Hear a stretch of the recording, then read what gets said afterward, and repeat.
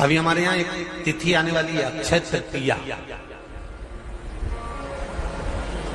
उसका मतलब क्या होता है? अक्षय, जिसका कभी क्षय ना हो। जब हम भगवान शंकर को चावल का दाना चढ़ाते हैं, जैसे बहुत ध्यान दीजिएगा महाराज, बहुत समझने वाली बात है, बहुत ध्यान से।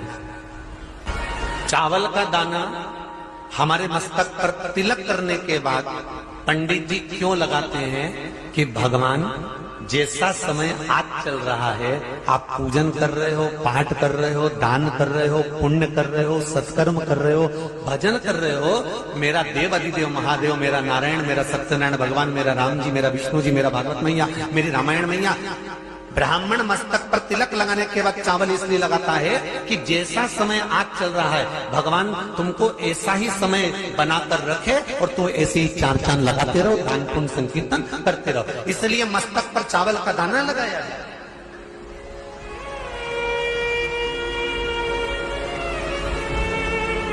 शंकर जी को चढ़ाते क्यों है, पहले तो वो समझ। बेलपत्री का तो महत्व आपको बार बार बताया कि बेलपत्री शिव जी को क्यों चढ़ाई जाती है, कहीं रोग के लिए, कहीं बीमारी के लिए, कहीं किस कार्य के लिए, कहीं कोई कार्य के लिए, कहीं कोई कार्य के लिए। चावल का दाना अगर हम शंकर भगवान को चढ़ा रहे हैं तो क्यों चढ़ा रहे हैं, उसका कारण क्या है? चावल का दाना शिव को चढ़ाने का केवल एक कारण रहता है कि चावल को अक्षत कहते हैं। अक्षत का मतलब होता है अक्षय।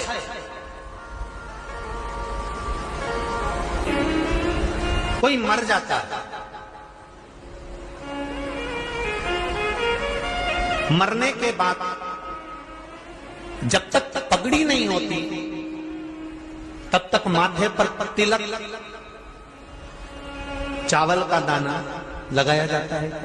जम के बोलो जरा, नहीं लगाते। किसी पंडित जी से पूछो, ब्राह्मण देवता से पूछो, ब्राह्मण देवता ये कोई मर गया, और हमारा तो नियम है कि हम सिर पे तिलक लगाते हैं, चावल लगाते हैं, या पंडित जी से हम तिलक लगवाते हैं, मंदिर जाते हैं तो मंदिर में जाके तिलक लगवा के हम चावल का दाना लगवाते हैं। क्यों नहीं लगाते? उसका कारण क्या है? जब किसी के मरने के बाद 10 दिन तक, 12 दिन तक मस्तक पर तिलक क्यों नहीं लगाया जाता? 10-12 दिन तक माथे पर तिलक या चावल क्यों नहीं लगाया जाता? उसका कारण है कि ये जो समय आया है, तुम्हारे यहाँ जो गमी हुई है, तुम्हारे यहाँ कोई मर गया है, तुम्हारे यहाँ किसी के प्राण छूट गए हैं, तो ब्राह्मण इसलिए तिलक नहीं लगाता आपको, इसलिए चावल का दाना नहीं लगाता कि ऐसा दिन भगवान अब ना लाए, इसको अमर ना करे, इसको अक्षय ना करे, इसको प्रबल ना करे।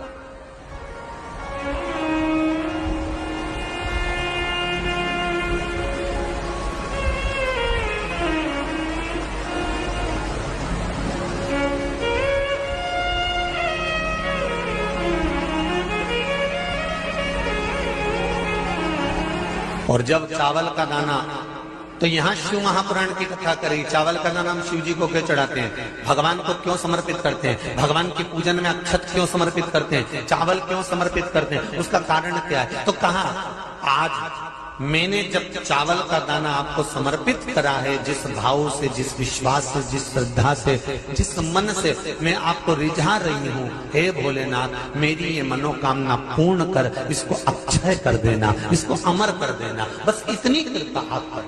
उसका मतलब क्या होता है? अक्षय, जिसका कभी क्षय ना हो।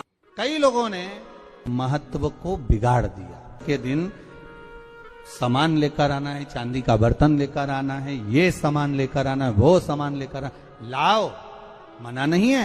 हिंदू धर्म में ये रीति रही है, कोई सामग्री खरीदी जाती है, पीतल की, तांबे की, कोई वस्तु हम खरीदते हैं। पर आज का समय का जो फैशन बढ़ता गया तो कहा साहब चांदी के बर्तन खरीदना जरूरी है, चांदी का सामान खरीदना जरूरी है, सोने का पात्र, सोने की वस्तु खरीदना जरूरी है, ये सामग्री खरीदना। तो यहाँ शास्त्र नहीं कह रहा कि महाराज इतने महंगे महंगे पदार्थ खरीदो और घर में कर्जा कर लो। शास्त्र तो यह कहता है कि पूजन करना है आपको, अगर आप एक सामग्री भी लेकर आ रहे हैं तो उसमें आपका भाव जुड़ा होना चाहिए, कर्जा नहीं जुड़ा होना चाहिए। और एक निवेदन आप लोगों से भी है, तीज आ रही है, अक्षय तृतीया, सत्तू का प्रयोग अवश्य करना, करोगे ना? उसका दान अवश्य करना। कोई आए उसको थोड़ा सा सत्तू अवश्य खिलाना। 3 चीजें होती हैं सत्तू में, गेहूं, चने की दाल जौ इनको गलाया जाता है, रात भर गलाने के बाद इसको फिर सेका जाता है, सेक कर पिसाया जाता है, फिर उसका प्रयोग किया जाता है। महाराज चाहे फिर उसको घोल कर आप शक्कर के साथ, गुड़ के साथ, नमक के साथ, जीरे के साथ, पुदीना के साथ, जिसके साथ तुम्हें खाना है वो तुम्हारे ऊपर, पर दान करना सत्तू का जरूर है। एक चुटकी मात्र भी अगर सत्तू आपने दान किया है बैसाख महीने में, उसका फल जरूर मिलेगा, जरूर प्राप्त। बैसाख के महीने में एक पकवान बनता है शंकर जी का,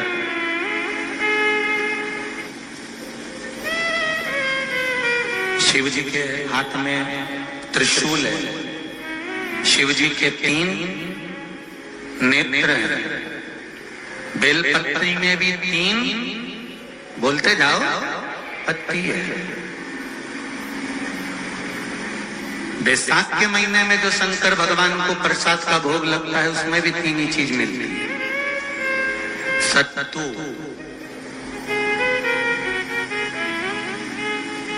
कोई दूसरे महीने में बनता है? जम के तो बोलो नहीं। कब बनता है? यही बैसाख के महीने में। चने की दाल, गेहूं और जौ, इन तीनों को गलाकर सेक कर जो सत्तू तैयार होता है, इसी बैसाख के महीने में परशुराम जयंती के दिन या अमावस्या के दिन या पूर्णिमा के दिन शंकर भगवान को समर्पित होता है और भगवान विष्णु को समर्पित होता है। दुनिया के लोग कहते क्या होता है सत्तू से? सास अपनी बहू से कहती है बेटा सत्तू बना ले, थोड़ा सा सत्तू बाजार से ले आना, 10 रुपए का खरीद कर ले आना, आज सत्तू, आज अपन पूजन करेंगे सत्तू की, अक्षय तृतीया है, थोड़ा सा पूज देंगे, थोड़ा सा भगवान को भोग लगा देंगे, सत्तू का लड्डू बना लेंगे। बोलो री जी, सही है कि गलत है? बाजार में भी सत्तू मिलता है, तो बच्चे कहते हैं, बहुएं कहती हैं कौन खाएगा, काय को ला रहे हो, सत्तू का क्या काम है? पर शिव महापुराण की कथा कहती है, स्कंद पुराण की कथा कहती है, जिस समय पर बैसाख के महीने की सुंदर अमावस्या का दिन था, उस दिन माता पार्वती शंकर भगवान के लिए जब पकवान बनाने के लिए बैठी, कुछ नहीं मिला, तब माता पार्वती ने 3 अनाज को लिया, एक चना, दूसरा गेहूं और तीसरा जो, इन तीनों को भींग रहे थे, उसको लेकर आए गंगा जी में से, उसको सेक कर माता ने अंगीठी पर और उसका जो सत्तू बनाकर शिव को दिया। शंकर भगवान ने कह दिया, सुन पार्वती, ये सत्तू नहीं, ये मेरी औषधि है। बैसाख के महीने में जो खाएगा वो जिंदगी भर रोएगा नहीं, शरीर से स्वस्थ होगा। अब उसको लोगों ने हंसी खेल में ले लिया, सत्तू का क्या काम, मम्मी हम नहीं खाएंगे, बड़ा पूरा।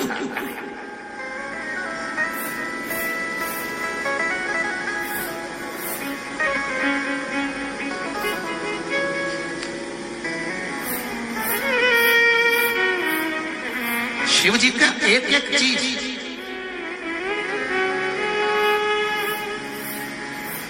बैसाख के महीने में पियो बेल। बेल मतलब समझ गए? बेल का रस। बैसाख के महीने में पियो बेल और शरीर को रखो ऑलिव बेल।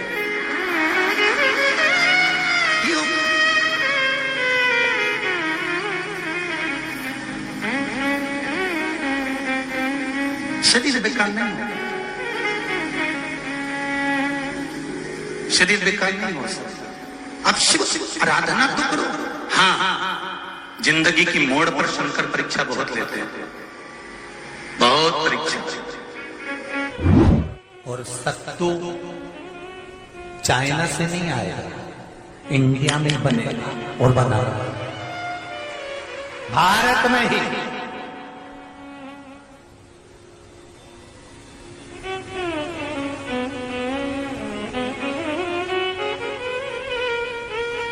चलो आ जाओ गरुड़ पुराण में। मरने का 47वां दिन, जब मरेंगे तब गरुड़ पुराण बचेगी, पहले सुन लो। और जिसके पास में गरुड़ पुराण नहीं हो तो पंडित जी से मंगवा कर फिर पढ़ के देख लेना।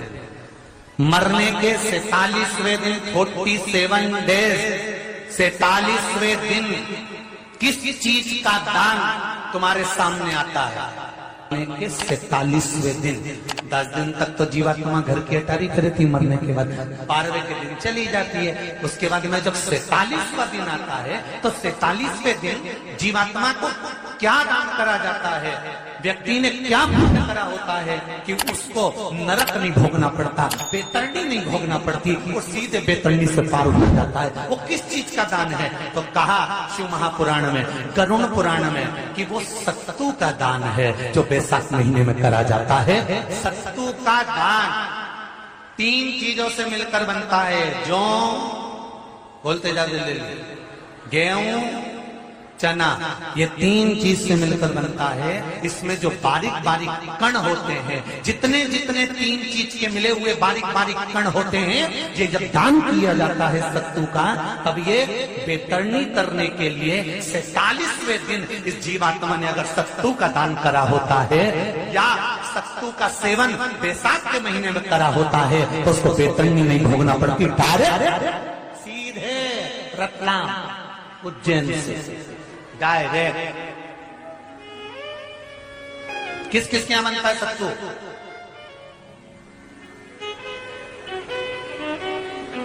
मैंने भी तो ये पूछा किस किस क्या बनता है। मैं अभी थोड़ी ना कि अभी बन गया, बैसाख में बनता तो होगा।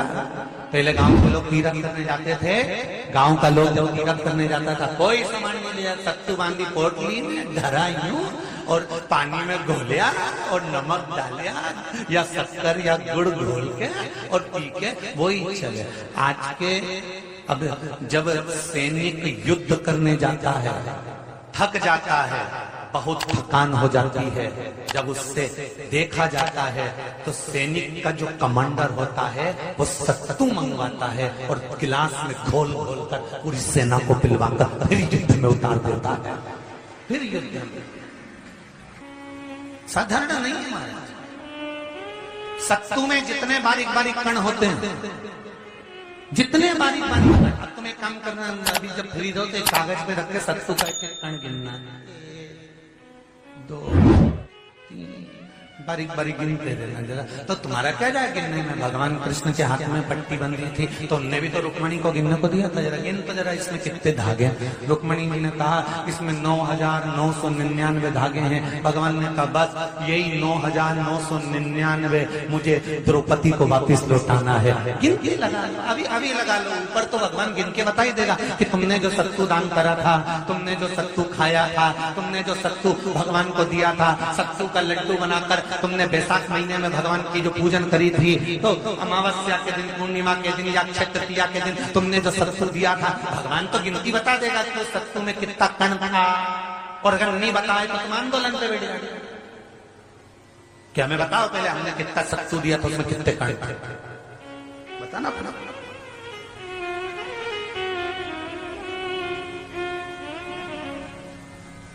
एक शिव की आराधना में सतयुग, त्रेता, द्वापर और कलियुग, ये 4 युग जो है, इसमें सतयुग, त्रेता, द्वापर और कलियुग, उसमें जो त्रेता युग है उसका जो प्रारंभ हुआ था वो यही बैसाख के महीने से प्रारंभ हुआ था, माधव मास से प्रारंभ हुआ था।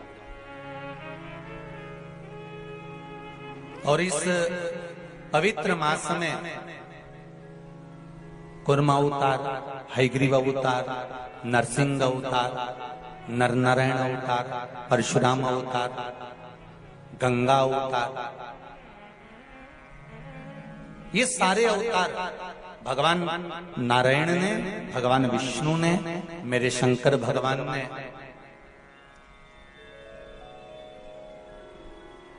सरंभेश्वर अवतार, ओमकार अवतार, मल्लिकार्जुन अवतार, भीमाशंकर अवतार मेरे शिव ने इसी बैसाख के महीने में प्राप्त किया। मेरे नारायण ने परशुराम अवतार, नारायण अवतार, स्वयं हयग्रीव अवतार, कुर्म अवतार, नरसिंह अवतार, ये सारे जितने अवतार हैं मेरे भगवान विष्णु ने इसी वैशाख महीने में प्राप्त किया।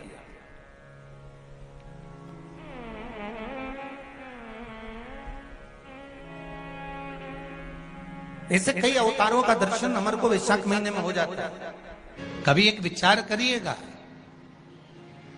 कि नरसिंह अवतार वैशाख के महीने में हुआ, कुर्म अवतार वैशाख के महीने में हुआ, हयग्रीव अवतार वैशाख के महीने में हुआ, परशुराम अवतार वैशाख के महीने में हुआ, माता जानकी का अवतार वैशाख के महीने में हुआ। आखिर वैशाख के महीने में, माधव महीने में इतनी महत्वता क्यों?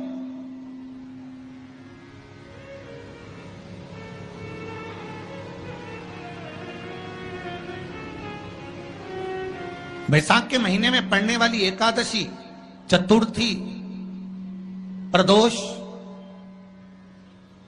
अमावस्या, पूर्णिमा, शिवरात्रि, ये सभी इतनी महत्वपूर्ण क्यों हो जाती है?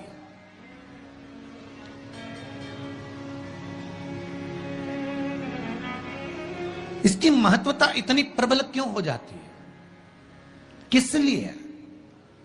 क्योंकि वैशाख का जो महीना पड़ता है, सूर्य की संपूर्ण तपन, सूर्य देव अपने पूर्ण तेज के साथ में, पूर्ण तेज के साथ में मृत्यु लोक के निवासियों पर, चाहे जलचर हो, थलचर हो, वायुचर हो, चाहे जो जीव हैं, उस पर जब किरण फेंकते हैं तो संसार का जो मनुष्य है उस पर जब ताप पड़ता है तो ताप पड़ने के कारण उसके मुख से भगवान का नाम निकल ही जाता है, स्मरण नाम निकल ही जाता है। जब उसके मुख से भगवान का नाम निकलता है तो वो भगवान की शरणागति खुद ग्रहण कर लेता है स्वयं।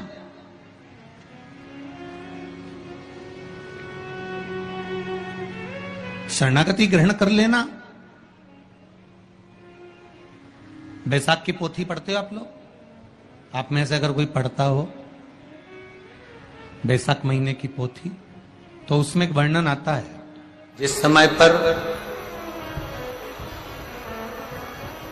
मेरे राम जी महाराज वन के लिए जा रहे थे, तब भगवान श्री दशरथ जी महाराज ने राम जी से कह दिया था कि वन में जाते जाते पार्थिव लिंग का पूजन करना और शिव की आराधना करना। शिवलिंग की आराधना, शिव का पूजन बहुत जरूरी। सारे देवताओं का पूजन करना सरल है, सारे देवताओं की आराधना करना सरल है, सारे देवताओं को वंदन करना सरल है, क्योंकि उनको आप वंदन भी कर सकते हैं, आराधना भी कर सकते हैं, पूजा भी कर सकते हैं। पर भगवान शंकर की आराधना, वंदन, पूजन आप नहीं करते हैं। भगवान शंकर आपके हृदय में जब बैठते हैं, स्वयं शंकर की पूजन कराते हैं, तब हो पाता है, वरना संसार के मनुष्य की बस की बात नहीं कि शिव की आराधना करें। कितना सुंदर कहा है। जब जिंदगी बहुत संघर्ष में चल रही हो, बहुत दुख का जीवन चल रहा हो, तब शमी के 5 पत्ते, शमी के 5 पत्ते, एक दुर्वा के साथ एक अक्षत चावल का एक दाना, वो भी हल्दी में भिंगोया हुआ हो या केसर में भिंगोया हुआ हो, शमी पत्र 5, एक दुर्वा, एक चावल का दाना, जो दिल से, हृदय से बेलपत्री के वृक्ष के नीचे पार्थिव लिंग का निर्माण कर कर, मट्टी का शिवलिंग बनाकर, प्रदोष काल में मतलब शाम के समय पर शिवलिंग बनाकर उस पे जल चढ़ाकर, जो ये 5 शमी का पत्र, एक दुर्वा और एक चावल का दाना अपनी कामना कर कर जो दुख चल रहा है बाबा से विनय कर कर एक एक पत्ता जब समर्पित कर दे, फिर एक दुर्वा समर्पित कर दे, फिर एक चावल का दाना समर्पित कर दे और बाबा का वहीं पर पुनः विसर्जन कर दे। 3 महीना तो जाने दो, 15 दिन के अंदर वो दुख कटता जरूर है, चाहे कोई भी दुख। शंकर के मंदिर में 1 लोटा जल चढ़ाने के लिए प्रतिदिन जाओ। 3 महीने का इंतजार मत करना, 1 महीने का इंतजार मत करना, प्रतिदिन जाओ। और जिस दिन अपने मन में आपको आ जाए कि आज दिल बड़ा दुखी है, मन बहुत अशांत है, चुप बैठकर शंकर जी का कोई शिवलिंग, शंकर का कोई मंदिर, कोई शिवालय तुम्हारे घर के पास में हो तो 2 मिनट नंदी के पास बैठो, एक बेलपत्र अपने बीच वाली उंगली का जो बेलपत्र का जो डंडी है ये बीच वाली उंगली के पास रखकर अपने हाथ को इस तरह से दबाकर श्री शिवाय नमस्तुभ्यं, श्री शिवाय नमस्तुभ्यं, बोलो बोलो श्री शिवाय नमस्तुभ्यं, श्री शिवाय नमस्तुभ्यं, श्री शिवाय नमस्तुभ्यं, श्री शिवाय नमस्तुभ्यं, श्री शिवाय नमस्तुभ्यं, श्री शिवाय नमस्तुभ्यं। जितने बैठे हैं पंडाल में सबकी आवाज तेज आना चाहिए। श्री शिवाय नमस्तुभ्यं, श्री शिवाय नमस्तुभ्यं, श्री शिवाय नमस्तुभ्यं, श्री शिवाय नमस्तुभ्यं। बेलपत्र की डंडी का भाग इस बीच की उंगली के पास में हो और बाबा को अपने हृदय की बात नंदी के पास बैठकर शिवालय में एकांत चित्त शंकर के आनंदमय भाव को जपो और जप कर कामना कर कर फिर उसी बेलपत्र को इस उंगली को छोड़कर ये मध्य उंगलियों का स्मरण कर कर शंकर के शिवलिंग पर समर्पित कर दो। बाबा जो मन में अशांति है, दुख है, तकलीफ है, कष्ट है, मेरा महाकाल राजा उस दुख को हर लेगा और आपके हृदय में भक्ति का संचार कर देगा। भक्ति का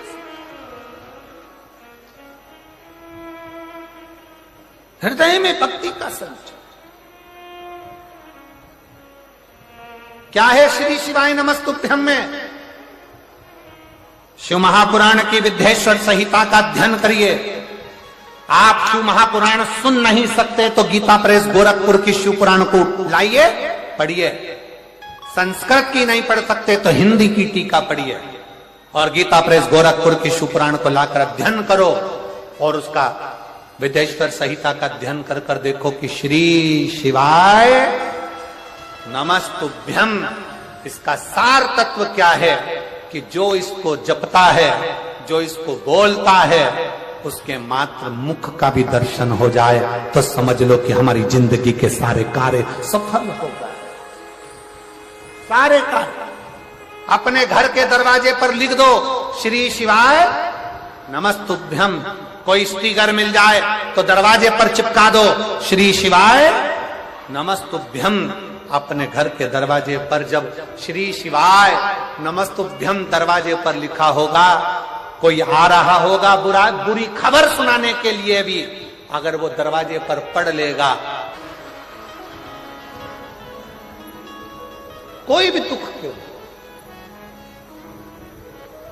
किसी भी तरह का दुख क्यों, और ये शंकर की आराधना, शंकर की पूजन से प्रार्थना। किसी के घर में भी शादी हो सबसे पहले मंडप के अंदर वही रखाएगी, चाहे पितरों की पूजन हो, चाहे मंडप की पूजन हो, चाहे कोई भी पूजन हो, ब्याह के समय की वो सिल्ला और जैसे पार्वती जी के ब्याह में वो सिल्ला लुरिया दी गई, दाल पीसी गई, सामान पीसा गया, आज भी ब्याह के अंदर सबसे पहले वो बड़ी टूटे वो पीस के सबसे पहले।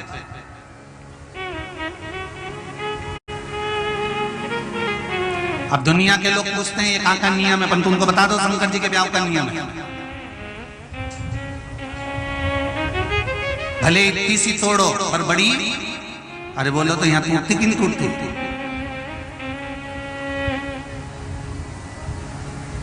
जिसके ब्याह में बड़ी टूट जाती है उसका घर कभी नहीं टूटता, और जिसके यहाँ बड़ी रेडीमेड आ जाती है तो घर भी रेडीमेड ही हो जाता है। इसलिए घर में ब्याह के समय पे बड़ी तोड़ना बहुत जरूरी होता है। थोड़ा थोड़ा थोड़ा थोड़ा थोड़ा, भले 4 तोड़ो 5 तोड़ो, माताएं आपस में गीत गाती गाती तोड़ती है ना, बन्ना बन्नी गाती जाए और तोड़ती जाए, गाती जाए। बन्ना जी लहंगा लाना जी, बनी फिर पहन के आएगी, फिर यूं इतराएगी, फिर दिल्ली जाएगी, वहां से झुमका लाएगी, फिर गाना गाएगी, झुमका गिरा।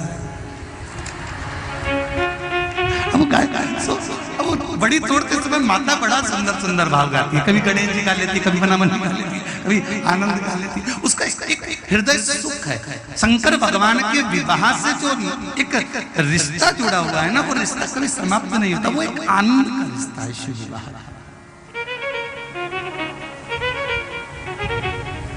झगड़ा हो मना नहीं है, हो तो परंतु हमको हमारा परिवार देखना है, हमको हमारे रिश्ते देखना है, हमको हमारा कुटुंब देखना है, हमको बार बार छोड़कर नहीं भागना। चाहे कुछ भी हो जाए, तुम्हारा मायका कितना भी अच्छा हो, कितना भी धनपति हो, तुम्हारा भाई भाभी मम्मी पापा सब अच्छे हों, मना नहीं है, फिर भी प्रयास करना कि जो संबंध माँ बाप ने करा है उसको निभा कर चलना है। कहा गुरुजी इसको निभाएं कैसे?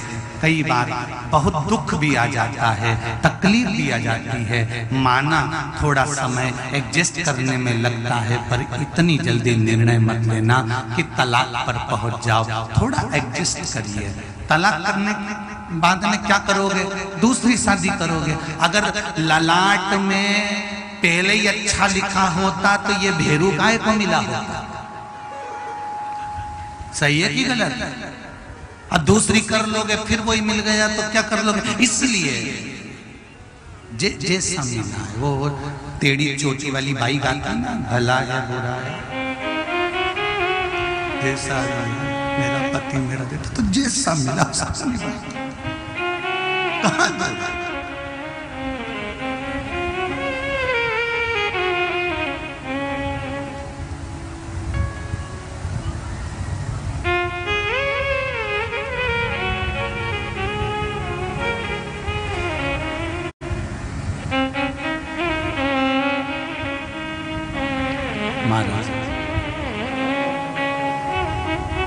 शिव जी से माता ने कहा सात्विक लोग वो है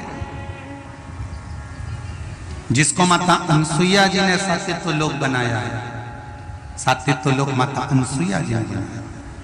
क्या अनसुईया जी के अलावा, सावित्री के अलावा उस सात्विक लोक में किसी और सती ने भी अपना आनंद सुख प्रदान किया? क्यों नहीं? शिव जी ने एक संवाद सुनाया।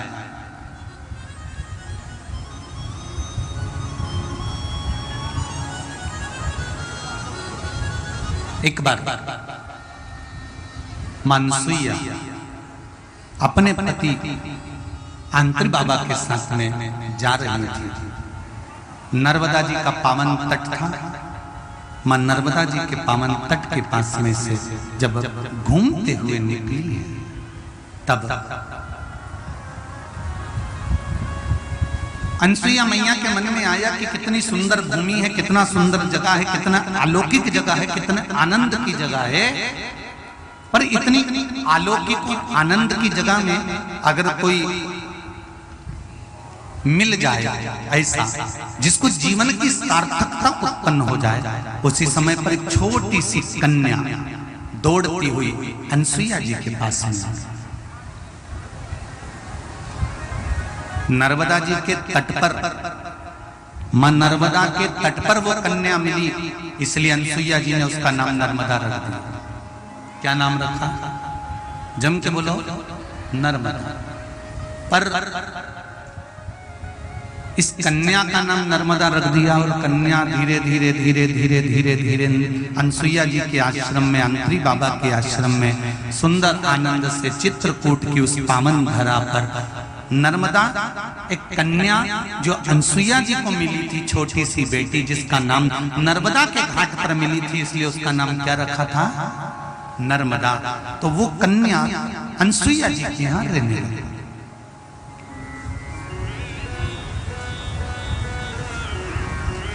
अब अनसुईया जी के यहाँ नर्मदा जी रह रही, छोटी सी कन्या, छोटी सी बेटी। रहते रहते रहते रहते समय बीता।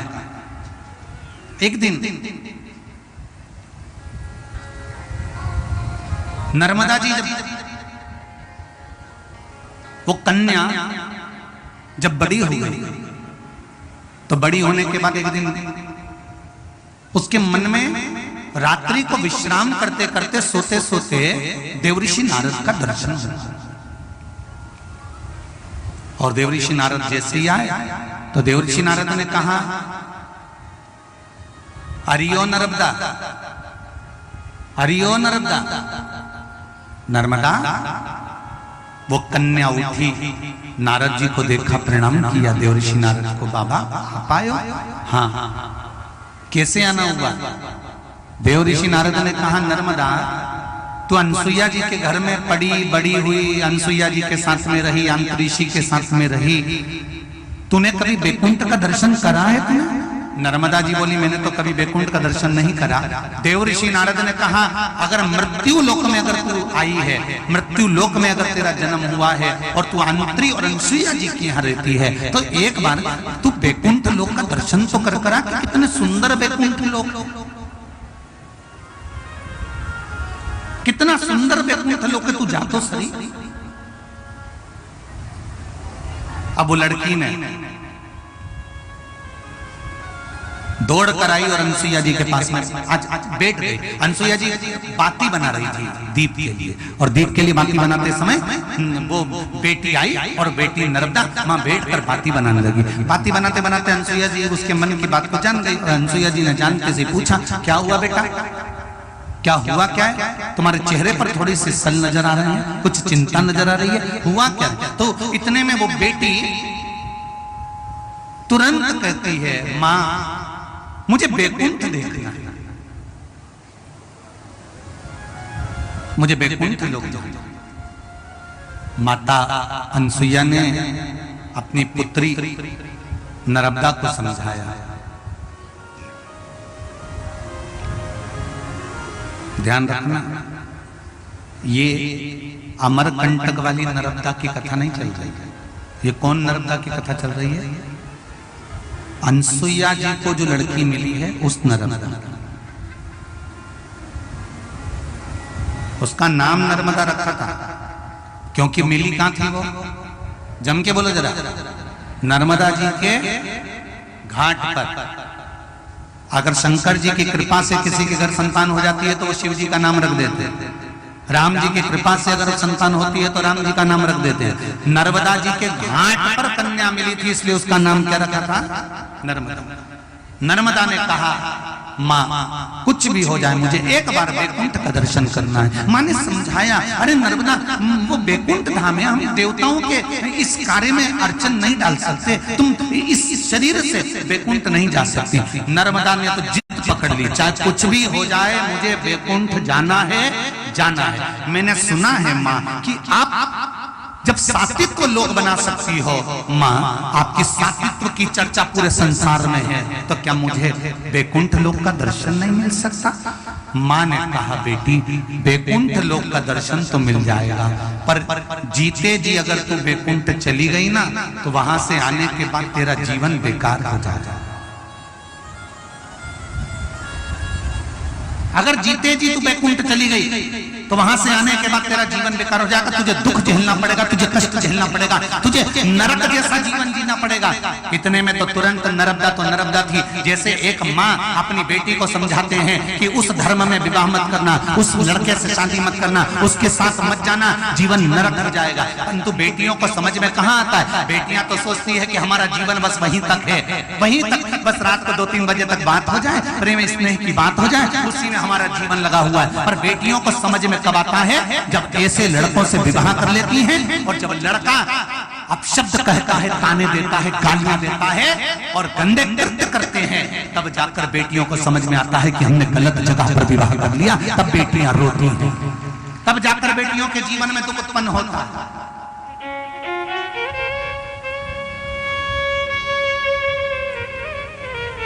माता नर्मदा को, बेटी नर्मदा को, सती नर्मदा को समझाया जा रहा है। अनसुईया जी अपनी पुत्री को समझा रही है, जिस पुत्री को गोदी में लेकर आई थी, जिसको पाल पोस कर बड़ा करा था, जिसको विवाह के लायक कर दिया था, उस नर्मदा को, उस पुत्री को अनसुईया मैया समझा रही है, जो अनसुईया की पुत्री भी कहलाई, अनसुईया जी की दासी भी कहलाई, अनसुईया जी की सेविका भी कहलाई, अनसुईया जी के चरणों में निवास करने वाली भी कहलाई। वो लड़की को अनसुईया समझा रही है कि तू देख, मान जा, जब तू बैकुंठ से आएगी ना, तब तेरे को दुख बहुत झेलना पड़ेगा। पर बेटियों को समझाओ कि ये तू गलत धर्म में विवाह मत कर, सनातन धर्म को छोड़कर दूसरे धर्म में क्यों जा रही है, क्या मिलेगा वहां, कुछ भी नहीं, जीवन नरक जैसा हो जाएगा, कोई पूछेगा नहीं, कितना गंदा वातावरण होगा। बेटी को समझाया जाए तो भी कह देती नहीं नहीं नहीं, वो ऐसे नहीं है, वो तो मेरा ब्याह बस उन्हीं से करूंगी। तो माँ बाप भी उसको समझा समझा के रह जाते हैं, समझा समझा के रह जाते हैं, पर वो मानने को तैयार नहीं हो तो क्या करें। तब मेरा निवेदन है, इसलिए आज भी आपसे कहता हूं कि अपने घर के बेटे हों चाहे बेटियां हों, उनको एक लोटा जल लेकर शिव मंदिर भेजो, जिसकी उनकी बुद्धि बदलना पड़ा।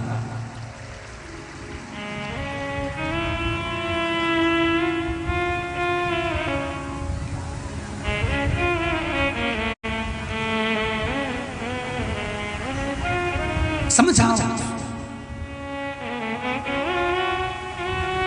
बेटी को समझाया अनसुईया जी, समझने को तैयार नहीं हुई।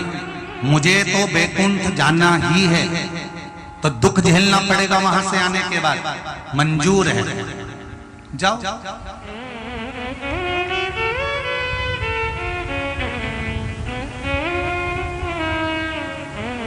माँ बाप बेटी को पाल पोस कर बड़ा कर देते हैं। माँ बाप बच्चों का अच्छा भाग्य बनाने का प्रयास करते हैं, पर बच्चों को चाहिए कि किसी गलत के चक्कर में ना पड़कर माँ बाप जिस लक्ष्य तक आपको पहुंचाने का प्रयास कर रहे हैं, आप माँ बाप के अनुसार चलकर उस लक्ष्य तक पहुंचने का प्रयास करिएगा। ये बच्चों को चाहिए।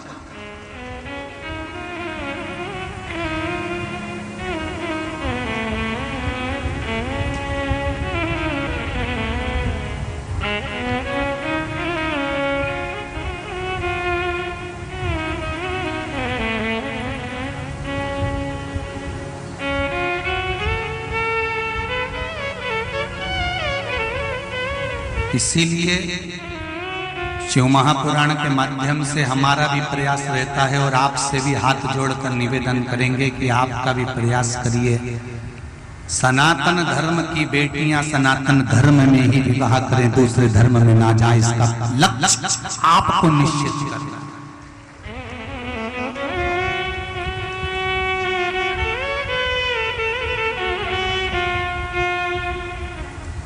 इसका लक्ष्य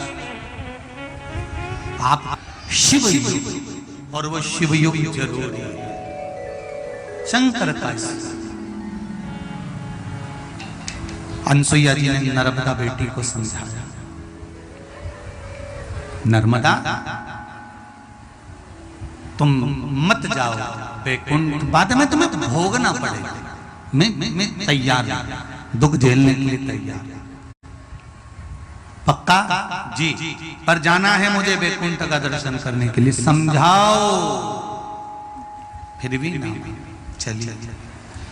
अनसुईया जी ने अपने उल्टे पांव के अंगूठे को जमीन पर घिसा और घिसते से एक ज्योत उत्पन्न करी, एक अग्नि की ज्योत उत्पन्न कर कर अपनी पुत्री नर्मदा से कहा, नर्मदा इस पर बैठ जाओ और तुम वैकुंठ का दर्शन कर आओ। उस ज्योत पर बैठकर नर्मदा जी सबसे पहले इंद्रलोक गईं और जैसे ही इंद्रलोक का ठाट देखा, इंद्रलोक का सुख देखा, क्या सुंदर इंद्रलोक है। पर इंद्रलोक में जाकर क्या देखा कि अप्सराएं नृत्य कर रही हैं, देवता बैठे हुए हैं। तब नर्मदा जी वहां पर खड़ी की खड़ी रह गई, वो बेटी नर्मदा वहां खड़ी।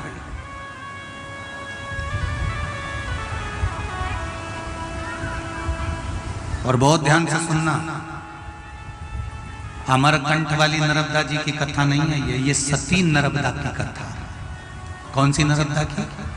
अनसुईया जी की सेविका, अनसुईया जी की बेटी, अनसुईया जी की पुत्री, जो नर्मदा जी के घाट पर कन्या मिली थी, उस नर्मदा की कथा चली। ये अमरकंठ वाली नर्मदा की।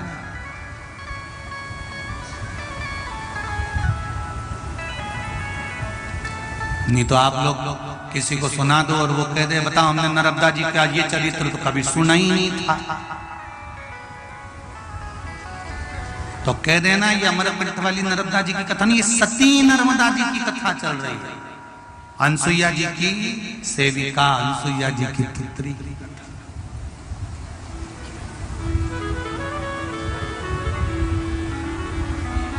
जो इंद्रलोक का राज्य देखा, सारे देवता चले गए उठ उठ के, इंद्र का ध्यान वो नर्मदा कन्या पर पड़ गया, नर्मदा बेटी पर पड़ गया। और पढ़ते से इंद्र ने क्रोध में आकर कहा, तुम यहाँ कैसे आ गए, वो भी जीते जी शरीर के साथ यहाँ कैसे पहुंच गई। इतने में नर्मदा जी ने कहा कि मैं अनसुईया जी की पुत्री हूँ और मैं यहाँ आई हूँ, मेरे मन से आई हूँ, मैं दर्शन करने वैकुंठ जा रही थी, सबसे पहले इंद्रलोक आई हूँ। इंद्र को क्रोध आ गया और इंद्र ने इनको धक्के देकर वापिस पृथ्वी पर फेंक दिया, वापिस मृत्यु। कन्या वापिस आ गई, रोने लगी, माँ इंद्र ने मुझे धक्के देकर निकाल दिया, पर यह श्रेष्ठ नहीं है, नारी जाति का अपमान माना, ये श्रेष्ठता नहीं। इंद्र कह रहे थे तुम ऐसे सात शरीर यहां नहीं रह सकते।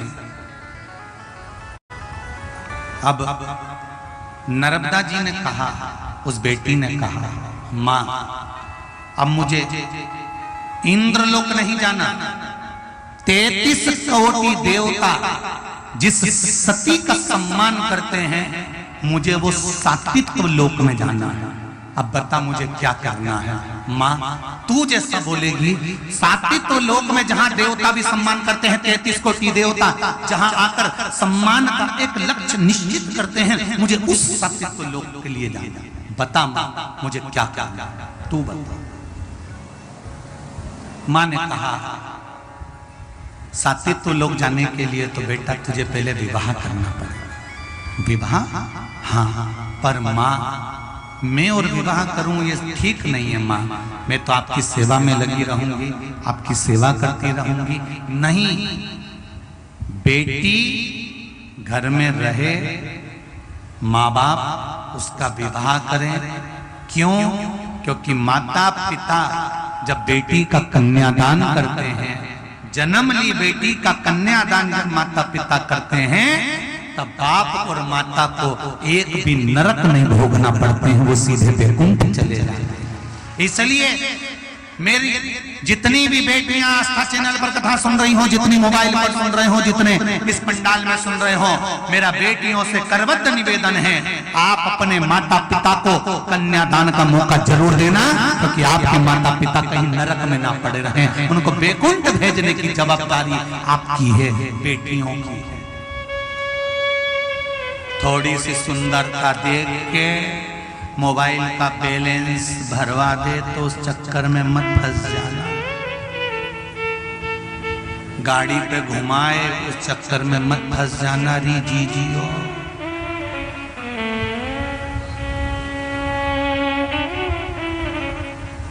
बहुत लालच देंगे लोग, आपको भटकाएंगे, भरमाएंगे, बॉडी सॉडी दिखाएंगे और बाइक पे घुमाने ले जाएंगे, कहीं मोबाइल में बैलेंस डलवा देंगे, कहीं फैशन मेशन करेंगे, कहीं फिल्म मिलिम ले जाएंगे। इनके चक्कर में मत पड़ना, ये फिल्म दिखाने के चक्कर में फिल्म बना देंगे, इनके चक्कर में। और अगर कहीं का तुमको गलत दृष्टि से देखे तो रतलाम की कथा में कहा था, आज फिर कहता हूं, खूब लड़ी मर्दानी वो तो झांसी वाली रानी थी। किसी की सामर्थ्यता नहीं है कि कोई आपको घूर के देख ले, क्योंकि केवल तुम्हारी दृष्टि ही इतनी विचित्र है। अगर एक साड़ी पहनने वाली बहू भी अगर घूर के और जम के देख ले ना, अच्छे अच्छे के पसीने छुड़ा दे, भागता नजर आएगा। दम तुम में होना चाहिए, बल तुम में होना चाहिए, प्रबलता तुम में होना चाहिए। एक शेर को भी काबू कर लेती है मेरी मां जगत जननी दुर्गा भवानी। शेर को भी पांव के नीचे दमोच कर चलती है मेरी जगत जननी जगदम्बा भवानी। तो तुम तो सनातनियों के घर की बेटी हो, जिनके घर में देवी भी तलवार और त्रिशूल लेकर बैठी रहती है, तो तुम खाली हाथ कैसे घूम सकती हो? तुम्हारा तो हाथ और आंख ही काफी है, जरूरत ही नहीं पड़ेगी किसी को कुछ देखने की और बोलने की।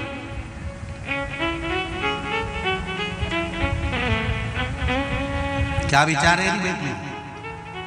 अरे बोलो तो।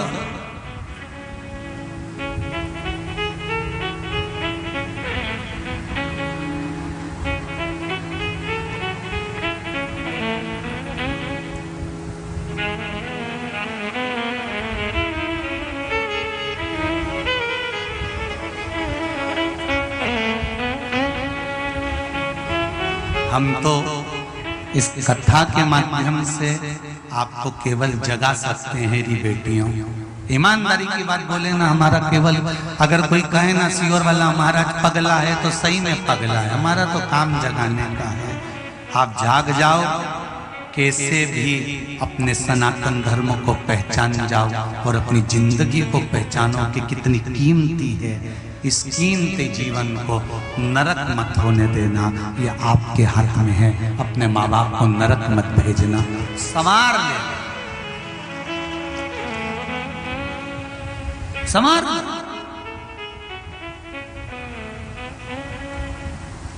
माँ, मुझे विवाह करना पड़ेगा। हाँ, और विवाह के बाद में जो परीक्षा चालू होती है, सही परीक्षा तो वही है।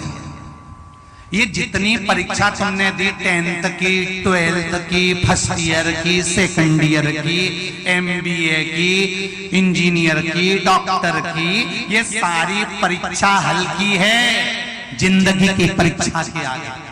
अच्छे अच्छे डॉक्टर और मिनिस्टर, अच्छे अच्छे कलेक्टर और SP भी घर की परीक्षा में फेल हो जाते हैं। घर की परीक्षा में फेल। अच्छे अच्छे संत महात्मा भी घर की परीक्षा में फेल हो जाते हैं। देखा होगा भी, एक संत ने बीच में सुसाइड कर लिया था, एक इंदौर के संत ने सुसाइड कर लिया था। सारी परीक्षा में पास हो सकते हैं, अच्छे अच्छे प्रवचन दे सकते हैं, अच्छा अच्छा समझा सकते हैं, ज्ञान बांट सकते हैं, बड़ी बड़ी परीक्षा इंजीनियर, कलेक्टर और SP की पास कर सकते हैं, सब कुछ बन सकते हैं। पर घर की परीक्षा सबसे बड़ी होती है। जब घर में समस्या आती है तो अच्छा अच्छा मिनिस्टर भी हिल जाता है। और वो परीक्षा पास कर ली तो जिंदगी की सारी परीक्षा पास कर ली। उस परीक्षा में हमको वो परीक्षा पास करना है जो अंदर से हिलाती है। नर्मदा की सही परीक्षा तब चालू हुई। माँ ने कह दिया तुम्हारे की शादी करना है, तो माँ शादी कैसे करना है, किससे करूं? अनसुईया जी ने कह दिया तुम अपने कक्ष में जाकर सो जाओ, सवेरे उठोगी, जो पुरुष तुम्हें नजर आएगा उसी के साथ तुम्हारा विवाह होगा। अनसुईया जी जाकर सो गई, नर्मदा जाकर सो गई, उठी और उठकर क्या देखती है कि सामने एक अंधा चले आ रहा है, जिसकी आंखें नहीं, शरीर में रोग हो रहा।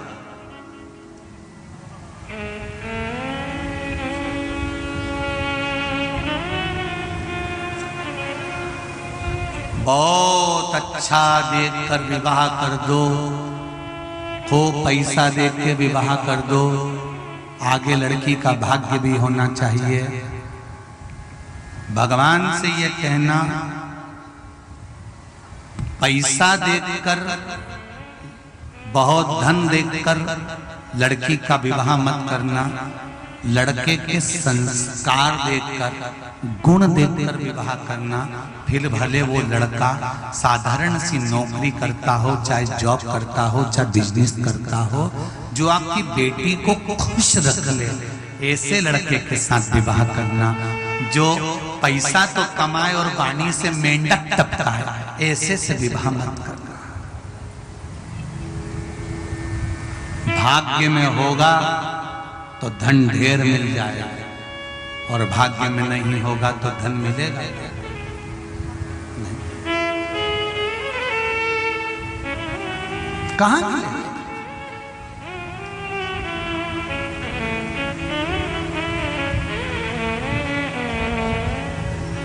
संपदा कहां मिलेगी?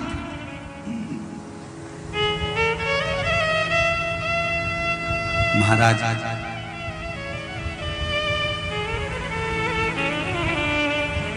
पति मिला, अनसुईया जी ने विवाह करवा दिया उस अंधे के साथ में, क्योंकि परीक्षा है। अगर एक पतिव्रता धर्म को धारण करने वाली सात्वित्ववान नारी अगर सोच ले तो यम की कैद से पति को छुड़ा कर ला सकती है। अगर सात्विकता में बल होगा तो अंधे की भी आंख आ सकती है। ये अनसुईया जी सिद्ध करना चाहती है। जैसे आगरा से आई हुई बेटी से कहा, भले गोले निकल गए आंख के, पर अगर शंकर पर विश्वास है, रोज शिव जी की पूजन करो और शंकर जी से एक बात कहती रहे कि एक बार तुम्हें देखना है, एक बार देखना है, एक बार देखना है। सूरदास भी रोज प्रार्थना करते रहे थे भगवान कृष्ण से, एक बार तेरा दीदार करना है। तो भगवान ने कुएं के अंदर भगवान कृष्ण ने दीदार करा दिया था। सूरदास को आंखें दे दी थी।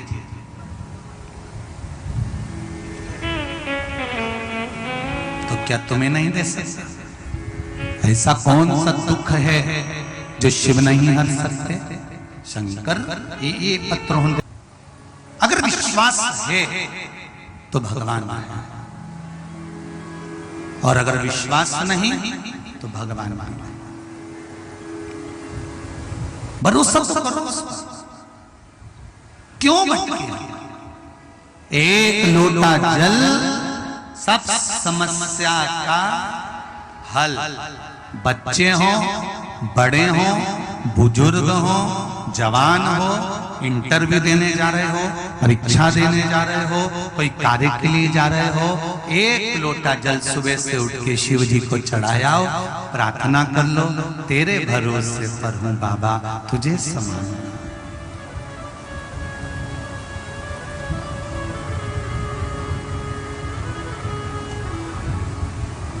भोलेनाथ दया करना,